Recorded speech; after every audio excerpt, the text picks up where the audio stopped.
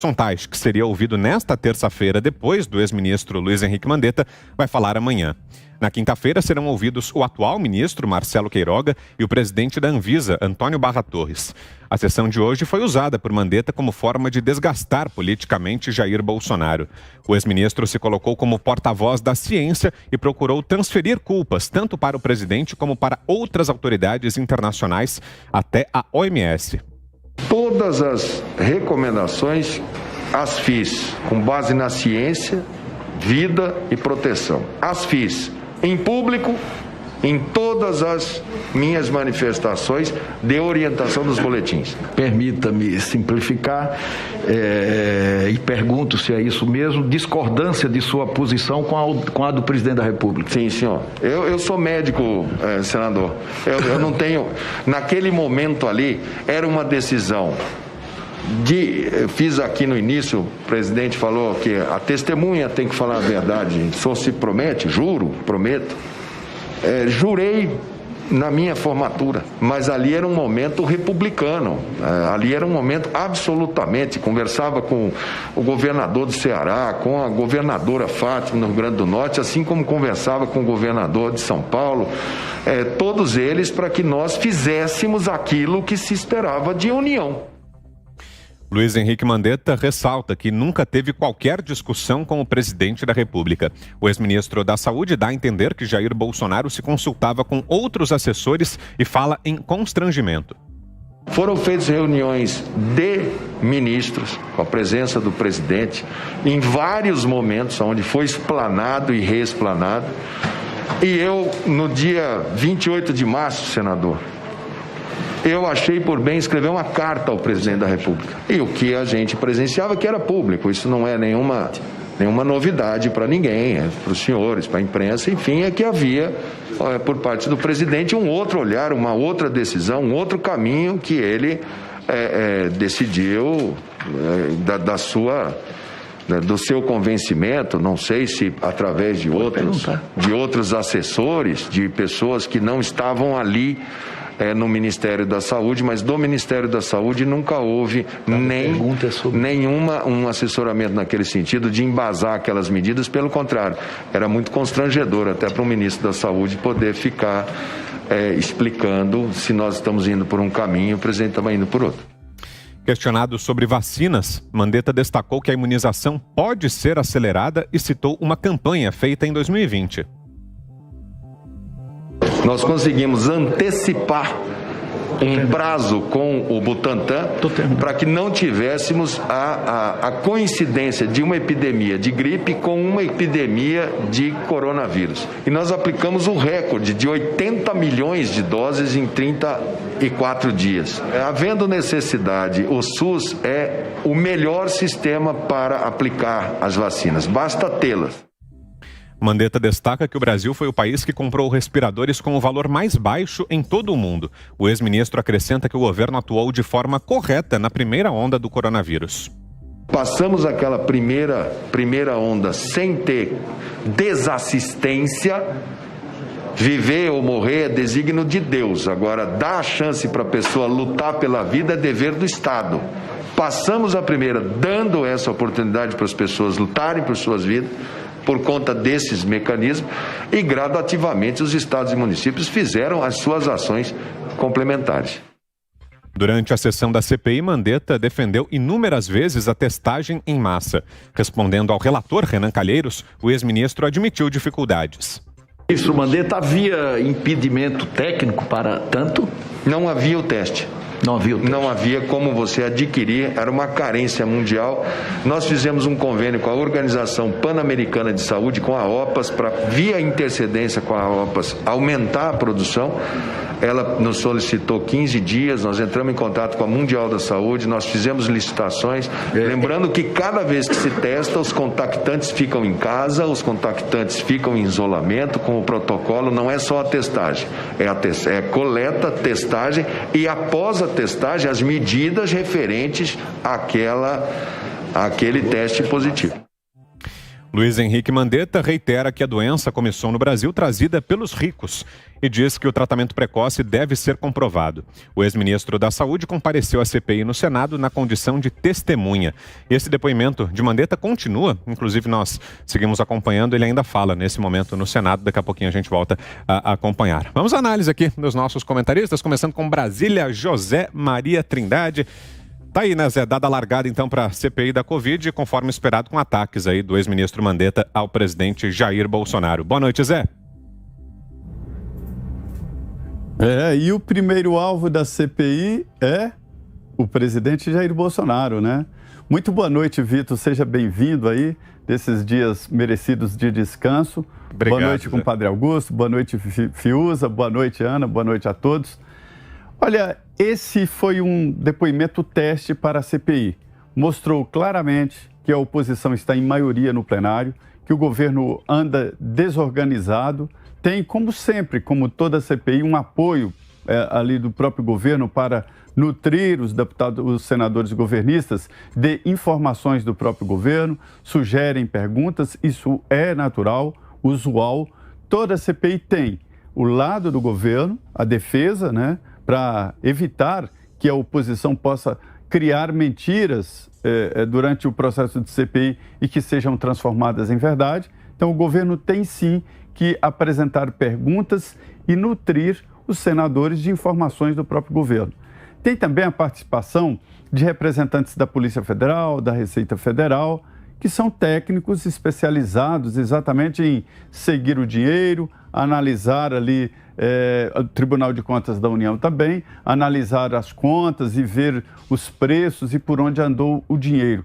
É assim que se monta um plenário de CPI. Só que esta CPI foi armada com partidos de oposição. A primeira cochilada da bancada governista foi na formação da CPI. E aí ficou muito desequilibrada, muito CPI de oposição. Uma CPI assim não funciona porque ela perde em credibilidade e se transforma em instrumento de perseguição do governo. É isso que está acontecendo. Nesse primeiro depoimento, Mandetta se portou aí, Vitor, conforme nós ouvimos aí essas sonoras muito bem tiradas, no sentido de que ele era o presidente da República e que o presidente Bolsonaro errou ao desobedecê-lo. Um presidente da República, ele é eleito pelo voto popular, uma eleição complicada, não é fácil, exatamente para tomar decisões. E para essas tomadas de decisão, o presidente ouve o ministro da Saúde, ouve o ministro da Justiça, porque tem também implicações legais, e ouve o ministro da Economia, porque exigiu-se do governo um aparato de investimentos muito grande. E não é só compra de equipamentos, como aconteceu, mas compra de vacinas, compra de equipamentos de proteção individual, respiradores e principalmente ajuda aos estados. 60 bilhões de reais diretamente nos cofres dos estados e municípios como adiantamento de seguro contra perda da arrecadação. Alguns estados receberam mais do que receberiam se não houvesse a pandemia, para se ter uma ideia. Ao todo, foram 700 bilhões de reais, o endividamento do Estado para salvar tanto a compra de equipamentos como também o salário emergencial. E isso ninguém fala na CPI. É um tiro ao alvo ao presidente Jair Bolsonaro. O Mandetta, um poço até aqui de mágoas, se porta como se ele fosse o dono da verdade, fosse o presidente da República. E irônico, num certo momento ele disse que explicou ao presidente Jair Bolsonaro, falou do vírus como se fosse um bichinho que para se reproduzir precisa de uma célula humana, desenhou. Não é não entender, Mandetta, é entender e não aceitar, é entender e tomar outra decisão. É para isso que o presidente da República... Quem fala agora, inclusive, é o senador Jorge Cajuru, possivelmente fazendo alguma pergunta a Mandetta. Vamos ver. A gente ficou sem áudio justamente nesse momento. Daqui a pouquinho a gente volta, então, ao vivo com imagens e momentos ali da CPI da Covid, com o depoimento do ex-ministro Luiz Henrique Mandetta. Antes, quero ouvi-lo, então.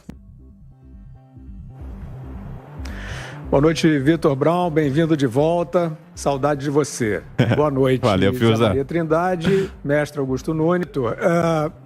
Eu vou demarcar, assim, na minha forma de ver o que se passa, essa nossa primeira pauta. Não é uma pauta de saúde.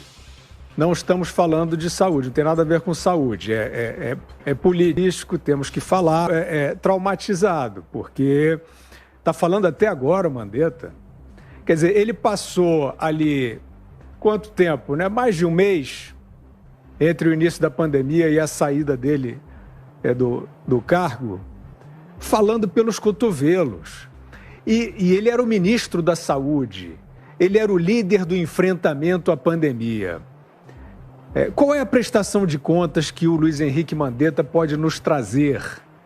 Ele não é um cronista, ele era o líder do enfrentamento à pandemia e falou pelos cotovelos, ele estava na televisão todos os dias.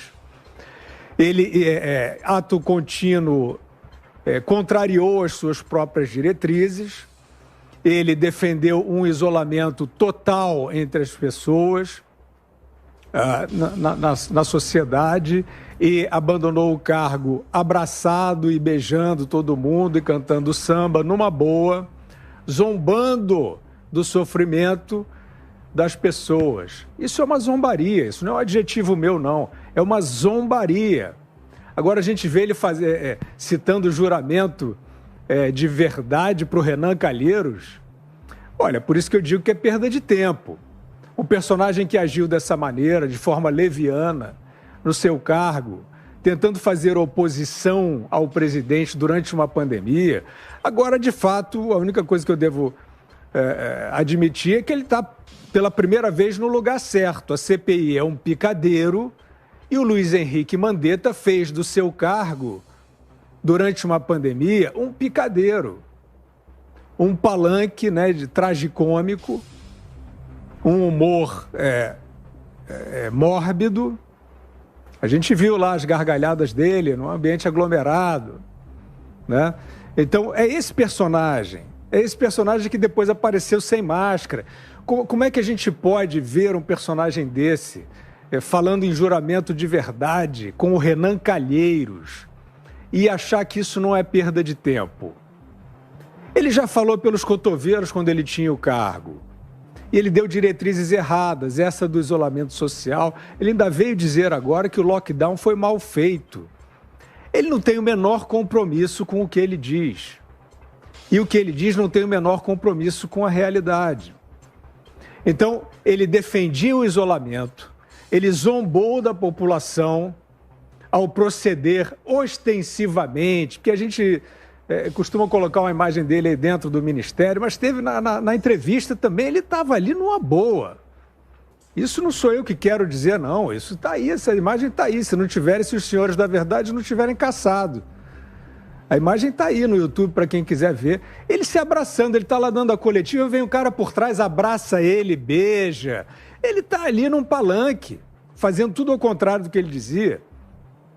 Fora o fato da diretriz que era controversa naquele momento, mas que ele apresentou de uma maneira categórica que o paciente de Covid só deveria procurar o hospital quando sentisse falta de ar. Era controverso na época, mas ele foi categórico em tudo. E agora está sendo categórico para dizer que o lockdown foi mal feito. Mas o que ele fez, então, para que o lockdown fosse bem feito? Volto a dizer, ele nunca foi uma autoridade, aparentemente dentro da cabeça dele, ele nunca foi uma autoridade, ele foi um surfista. Ele estava ali surfando, falando, jogando palavras, né? E agora é traumatizante, né? Ver esse personagem de novo, esse arrivista, falando horas pelos cotovelos, e a gente tem que falar disso e ver isso. Tudo bem, eu entendo que é uma pauta aí imposta, mas eu espero que esse sofrimento dure pouco, porque a nossa cota já está preenchida, né, dessa hipocrisia, desse escárnio. Agora, então é esse personagem que diz que o lockdown foi mal feito. Só que na época ele dizia que, já fazendo oposição, né, usando seu cargo de ministro, ou seja, um ministro de oposição ao governo dele, sem sutileza alguma, Mandetta. Todo mundo viu você fazendo isso. Então ele diz agora que não houve o lockdown bem feito, né? A gente sabe que não existe lockdown bem feito, né? O lockdown, o isolamento total não é viável, é impossível, mas poderia ser muito mais rigoroso, de fato, privando a sociedade de qualquer convívio. Alguém propôs isso alguma vez? Eu não ouvi, nem a OMS. Só que os governadores, aos quais ele se aliou para fazer politicagem durante uma crise de saúde, com as pessoas sofrendo, ele sancionou na época. Ele dizia, eu lembro muito bem do Mandetta dizendo, já fazendo oposição ao governo federal, as diretrizes de funcionamento da sociedade estão a cargo dos senhores governadores. Já era ele falando contra o presidente a quem ele servia, o que já é uma postura absolutamente duvidosa. Então ele dizia, está a cargo dos senhores governadores. Então os senhores governadores fizeram uma porcaria de um lockdown mal feito. E onde é que estava o Mandetta para dizer, senhores governadores, façam o lockdown direito? O que faltava, Mandetta, naquele lockdown? Que eu concordo, realmente era uma porcaria, continua sendo, não é medida sanitária, é medida ditatorial. Ninguém segregou vulneráveis e você, Mandetta, nunca falou em segregar vulneráveis. Nunca falou em defender as pessoas que corriam mais risco. Você não deu uma diretriz correta, não deu uma bola dentro. Agora, Vitor, a gente, depois disso tudo, ficar assistindo esse personagem num jogral com o Renan Calheiros, olha, com todo respeito, eu acredito que isso seja uma completa e absoluta perda de tempo. Né? E eu acredito, tudo bem, nós vamos registrar, né? É um evento trágico. Agora, eu não posso deixar de registrar que isso não é uma questão de saúde. Nós precisamos de gestão da pandemia, nós precisamos resolver uma série de questões de tratamento que permanecem sob tabu.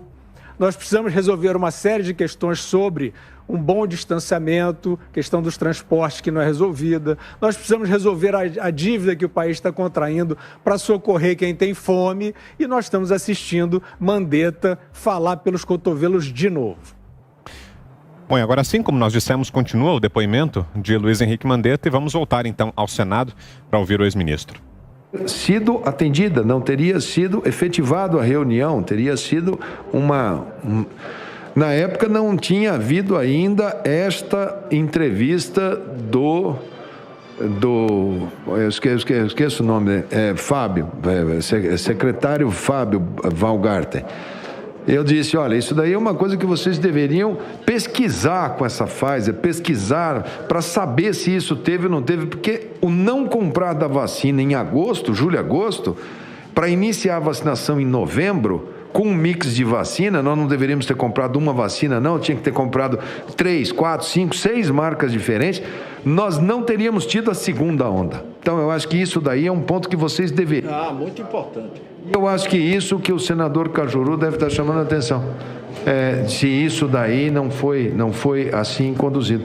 E eu disse a ele, bom, agora eu acho que com a entrevista do senador Weingarten, ele já esclareceu que sim, que teve negociações... Então, mais um momento, agora ao vivo, da CPI da Covid, do depoimento do ex-ministro Luiz Henrique Mandetta. Passo a palavra, então, a Augusto Nunes. O Brasil quer ouvi-lo também, Augusto, sobre esse depoimento de hoje na CPI. Uma boa noite, Augusto. Boa noite, Vitor, bem-vindo. Boa noite ao meu irmão Augusto. Guilherme. Boa noite, minha querida parceira Ana Paula. Boa noite, compadre Zé, e boa noite a quem nos acompanha. O Guilherme tem todos os motivos para ficar irritado, mas eu costumo me divertir com essa turma, viu, Guilherme? Porque é isso que eles merecem, né? Eu nem os homenageio aí tratando com ironia fina, que é uma forma superior de inteligência. É com sarcasmo, é com deboche.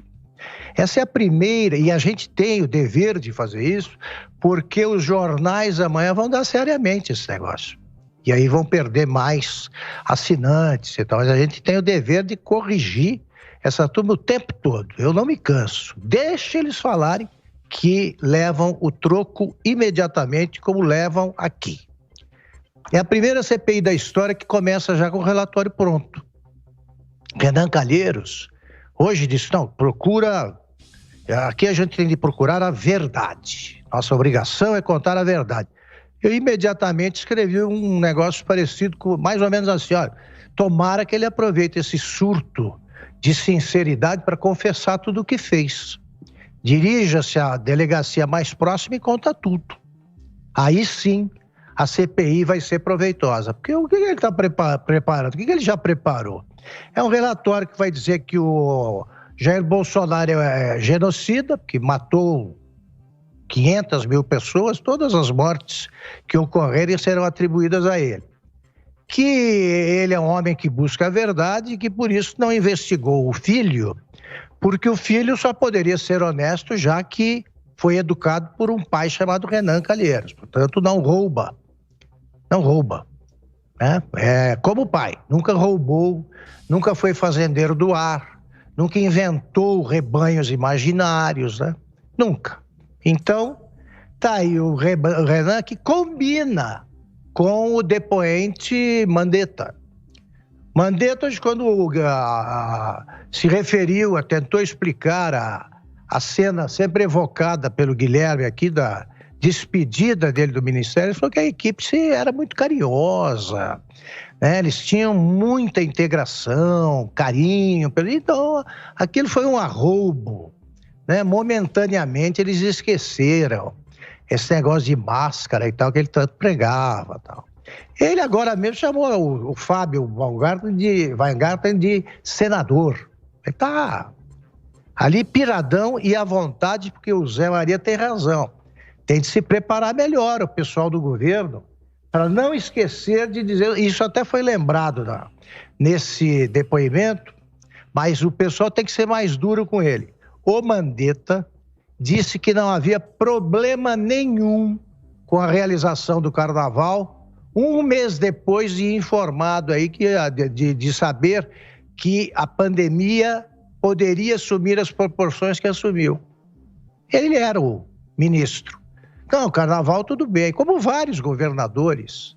Carnaval, pode fazer isso, pode infectar à vontade, é uma festa muito brasileira, etc. Então, esse foi o comportamento dele. Quando ele fala em respiradores, como é que ninguém lembra os respiradores de Araraquara, para ficar num exemplo, que tinham o preço de um carro importado? Tem que lembrar. Isso aí, ele está dizendo que os respiradores foram comprados pelo menor preço. Tá maluco ou é muito doido ou muito malandro? Né? Ou um vigarista? Eu prefiro essa hipótese. Eu faço essa opção. Ele pensa que está tratando com um bando de idiotas? Nós não somos. O Renan pode ser tratado seriamente, o Mandetta também, por esses jornais aí que perdem assinantes e leitores a cada edição. Aqui não passam. Não passam impunemente. O senador Jorginho, lembrou hoje, um pouco antes, há algumas horas, disse, olha, em Chapecó foi feito um tratamento precoce e os resultados foram muito bons. Ele mudou de assunto. Não sei o quê, não conheço bem a história de Chapecó. Então ele está à vontade, ele está em casa. Ele está no Senado, que aprova esses ministros do Supremo, né, que indica, como endossa a indicação para a relatoria do Renan Calheiros, né, deixa o nosso Drácula, né, que é o codinome de Humberto Costa, falando ali como um ex-ministro da Saúde muito competente, que ele foi metido até o pescoço no escândalo lá dos sanguessugas. Até esse fica brilhando. O bom é que essa primeira sessão já mostrou que será a CPI um nada. Um nada. Todo mundo quer falar, estão todos se exibindo. Falam os titulares, falam os suplentes, e depois falam os demais interessados. Então, isso aí vai... Cada testemunha vai demorar um dia por lá. Esses 90 dias de trabalho, eles vão acabar reduzindo para 80. Então, 80 pessoas ali fazem o seu numerito no picadeiro e termina essa CPI, que já foi enterrada no sábado pelas manifestações. Eles achavam que iam apressar o impeachment. Eles estão dando mais um motivo para que quem sonha com o impeachment acorde. Acorde e veja aí com quem está lidando. O Brasil é chamado ainda por integrantes da CPI de epicentro da pandemia. O Brasil, segundo a própria Folha de São Paulo, fonte insuspeita no caso, é o 10º em mortes por 100 mil. Toda morte, repito mais uma vez, é uma tragédia. Mas o Brasil não é epicentro de coisa alguma. Está em 10º lugar. As vacinas começaram a ser aplicadas no Brasil, distribuídas junto com os outros países. 20 dias depois dos que começaram. Então o importante é a data em que começou, não a data da encomenda. Muita gente que encomendou não recebeu até agora. Exemplo, os países da União Europeia. Então, resumindo, a CPI vai dar em nada. Esses clowns, vamos dizer, vão se exibir para nada. Mas, de novo, eu me refiro ao que disse o Zé Maria, esse pessoal precisa se preparar melhor, o pessoal do governo, porque, para julgar pelo que disse o Mandetta, eles não vão acrescentar coisa nenhuma, tá? Ao que já se sabe. E você, Ana Paula Henkel, o que achou desse primeiro depoimento à CPI? Ana, uma boa tarde por aí. Boa tarde, Vitor, bem-vindo. Sentimos sua falta. Deixo aqui um beijo para a Adriana, que cobriu aí suas férias tão bem. Boa noite, mestre Augusto, Fiuza, Zé e nossa audiência maravilhosa. É o que o Augusto disse, né, Vitor? A CPI já começa totalmente errada quando tem como relator Renan Calheiros, né? Como nós comentamos a semana passada, foi exatamente como a ONU noticiando que o Irã ia presidir a Comissão dos Direitos da Mulher. É uma palhaçada, né? A resposta é exatamente essa. Vitor, eu fiz algumas anotações, eu assisti praticamente aí a manhã toda, né? Todo esse circo aí da CPI, e algumas anotações sobre o ex-ministro Mandetta, que são, no mínimo, aí, bem interessantes. Ele diz, por exemplo, eu sou médico, né, e que isso coloca aí num lugar de absoluto, num pedestal, e que ninguém pode questionar nada.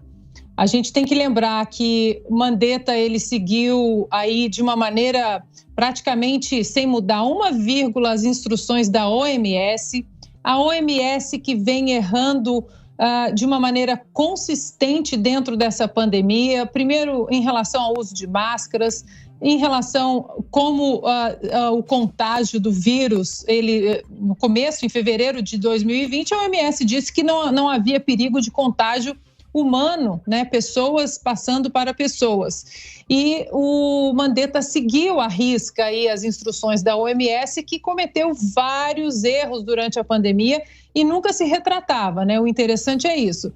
Depois ele disse que ele sempre conduziu com a forma correta, até mostramos aí o vídeo dele dizendo isso, né, da forma correta, mas que forma correta é essa, né? Ficar em casa até sentir falta de ar, que foi o que ele disse no começo, uma pandemia totalmente nova até hoje, né? Um ano depois ainda existem tantos aprendizados que podemos tirar da pandemia, ainda estamos trocando pneu com o carro andando e o ex-ministro ainda fala em forma correta. A própria comunidade médica, comunidade científica, até agora não desenvolveu absolutamente nenhum ponto de unanimidade em relação a essa pandemia. Muitas perguntas ainda dentro da própria comunidade médica. Depois, ele fez um comentário, Vitor, que aí você vê o viés de palanque político, o viés de panfletagem barata, que é uma doença trazida pelos ricos. É uma bobagem tão grande colocar uma frase solta dessa, exatamente para pagar aquele pedágio ideológico que ele necessita para uma oposição aí que continua sedenta dentro dessa pandemia para usar esse tipo de evento como arma política. E depois, Vitor, ele fala da vacina Inclusive, alguém ali dentro da sala fala, não, é isso mesmo, quando ele comenta que o governo federal deveria ter comprado a vacina bem antes, que o governo federal deveria ter trazido a vacina bem antes para o Brasil.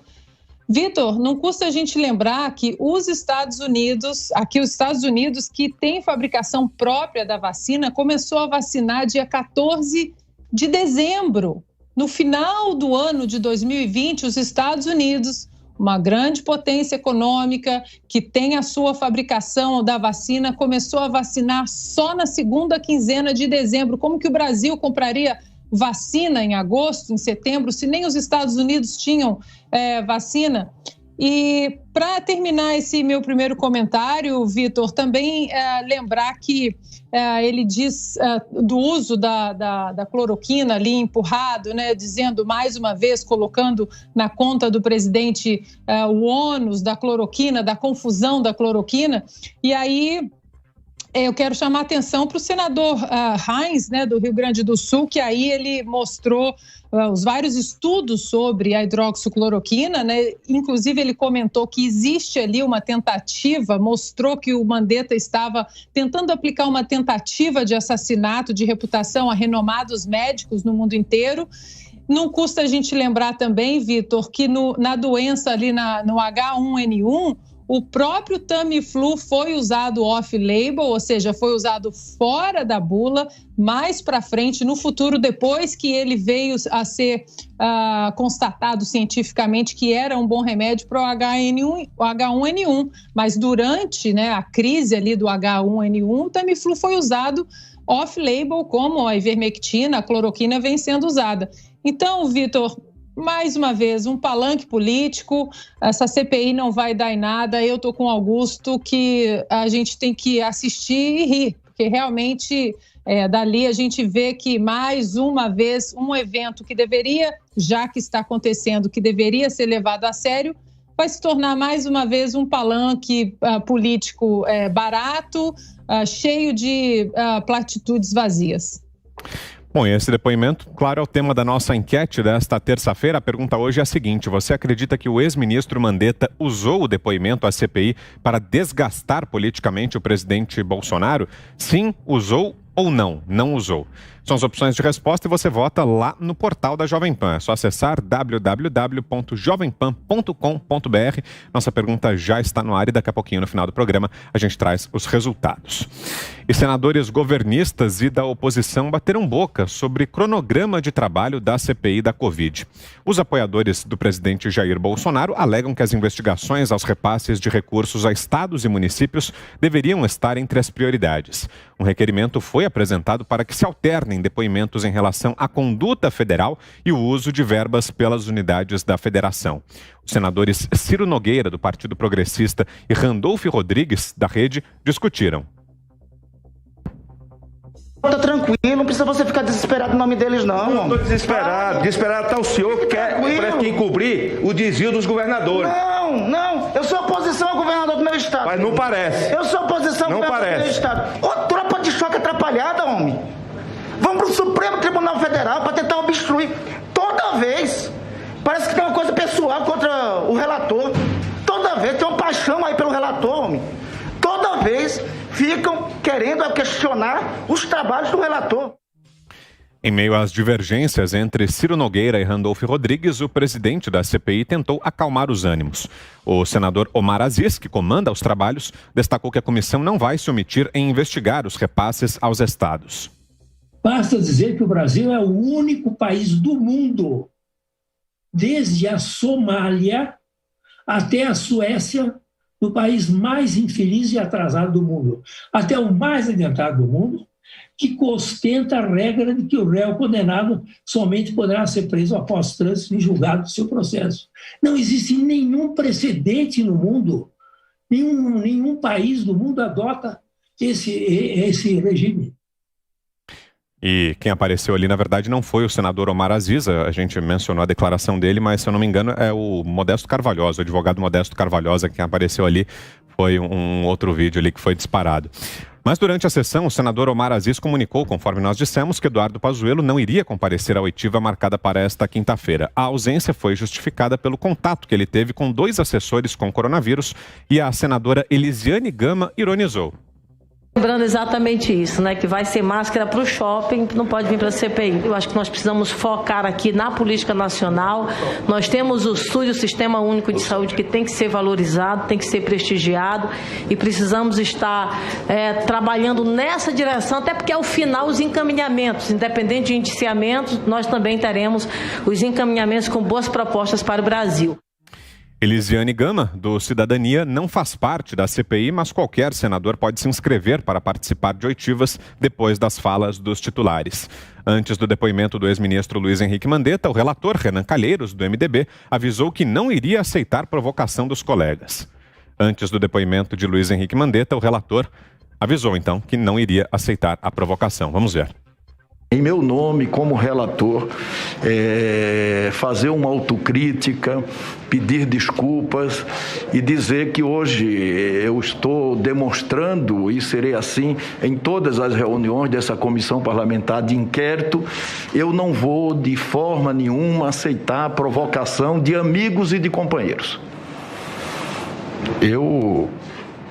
Calado estarei errado. Essa comissão parlamentar de inquérito não será nem do governo, nem da oposição. Renan Calheiros acrescenta que a primeira semana de trabalhos da CPI é decisiva para o encaminhamento das investigações. A comissão parlamentar de inquérito da Covid é composta por 11 titulares e 7 suplentes. Agora são 6h39. Temos 3 minutinhos aqui, Zé. Queremos ouvi-lo aí sobre essas confusões, esses bate-bocas que tivemos hoje aí na CPI, além também do depoimento. Zé? Eu fico com a frase do senador Renan Calheiros, o relator da CPI, né? De calado estarei errado. E eu acrescentaria, falando estará pecando, né? É outro susto que dá à CPI o senador ao falar assim, porque significa que ele iria confessar mesmo os seus pecados, né? Esse bate-boca em CPI, ele é muito importante porque define realmente o que quer cada um integrante da CPI, nos mostra a personalidade de cada senador e o objetivo da investigação. Veja bem que todos estão esquecendo, passando longe da possibilidade de investigar, não é o repasse. O repasse de dinheiro para os estados já está feito, foi bem feito, mas é o destino que os governadores e prefeitos deu a esta montanha de dinheiro, 60 bilhões de reais. Isso tem que ser investigado. O resto é decisão governamental, o presidente eleito para tomar a decisão. 2 minutos para você, Fiuza. Olha, Vitor, esse depoimento